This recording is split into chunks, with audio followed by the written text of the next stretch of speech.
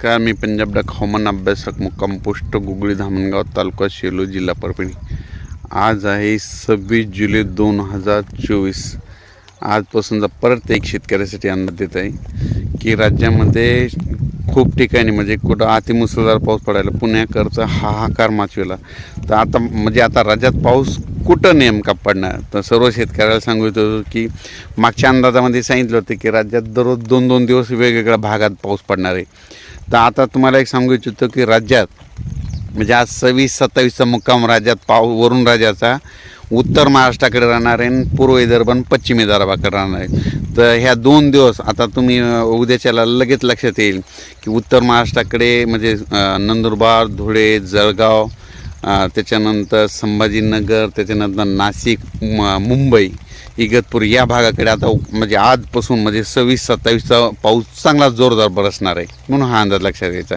त्याच्यानंतर 26-27 आजचा मुक्काम वरून राज्याचा पूर्व विदर्भात देखील आणि पश्चिम विदर्भात देखील म्हणजे पूर्व विदर्भात 6 जिल्ह्यात देखील मुक्काम आहे, पश्चिम विदर्भातल्या 5 जिल्ह्यात देखील मुक्काम आहे आणि मराठवाडा इतर भागामध्ये रिमझिम पाऊस पडन म्हणजे 1-2 तासाला लगेच उघडून लगेच सरी येत राहतील, म्हणून हा अंदाज लक्षात घ्यायचा। पण एकदम पाऊस उघडणार नाही म्हणून हा अंदाज घ्यायचा।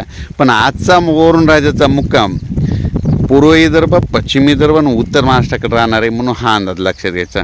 आणि त्याच्यानंतर परत शेतकऱ्याला सांगू इच्छितो की राज्यामध्ये 26 तारखेपासून तर 2 ऑगस्टपर्यंत हे असा पाऊस दररोज 2-2 दिवस वेगवेगळ्या विभागामध्ये जाणार आहे, म्हणून हा अंदाज लक्षात घ्यायचा।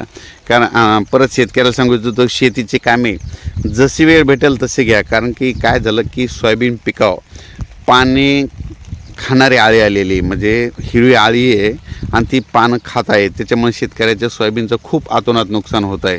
तर सर्व शेतकऱ्याला सांगू इच्छितो की जसं वेळ भेटेल तसं तुम्ही फवारण्या करून घ्या, एखादं कीटकनाशक, एखादं बुरशीनाशक आणि असं मारून तुम्ही तुमचं ती आळी कंट्रोल करू शकता, म्हणून हे देखील तुम्हाला सांगू इच्छितो। पण राज्यामध्ये आज ह्या 2 दिवस 26-27-28चा मुक्काम पूर्व विदर्भ, पश्चिम विदर्भ आणि उत्तर महाराष्ट्राकडे म्हणजे पुणे, मुंबई, नाशिक, उत्तर महाराष्ट्र त्या भागाकडे, म्हणून हा अंदाज लक्षात घ्यायचा। आणि परत राज्यातला परत असा दुसरा टप्पा जे पाऊस येणार आहे म्हणजे 30 जुलै, 31 आणि 1-2 ऑगस्टचा पुन्हा मराठवाड्याकडे पुन्हा पावसाचा टप्पा राहणार आहे। म्हणजे मराठवाडा, दक्षिण महाराष्ट्र, मध्य महाराष्ट्र ह्या भागाकडे दुसऱ्या टप्प्याचा पाऊस येणार आहे, म्हणून हा अंदाज लक्षात घ्यायचा। म्हणजे सांगायचं झालं तर राज्यात तर सर्वत्रच पाऊस सगळीकडे पडणार आहे। आणि परत एक सांगू इच्छितो की नाशिक जिल्ह्यामध्ये दौडी ते संगमनेर भाग असा पट्टा आहे की 10-15 गाव येतं, त्या भागामध्ये अद्यापही म्हणजे पाऊस थोडा कमीच आहे। तर त्या सर्व शेतकऱ्यांना आनंदाची बातमी सांगतो की ह्या 2 दिवसामध्ये तुमच्या भागात देखील चांगला पाऊस बरसणार आहे आणि तुमचे देखील पिकं चांगले येणार आहेत। आणि परत एक सांगतो की काय वाचतंय तुम्हाला एक माहीत असं म्हणून सांगतो, 15 मे ते 30 मे दरम्यान 15 मे ते 30 मे दरम्यान ज्या भागामध्ये पाऊस पडतो, पावसाळ्यात त्या भागामध्ये जास्त पडतो।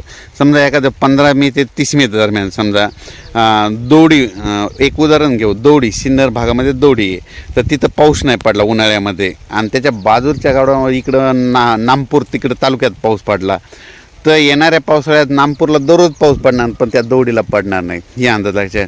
मग त्या ठिकाणी पाऊस कधी येणार, तर त्या ठिकाणी ज्यावेळेस पाऊस बदलून आल्याच्यानंतर किंवा एखादा कमी दाबाचा पट्टा झाल्याच्यानंतर त्या भागात येऊ शकतो, म्हणून आज तिकडल्या नाशिक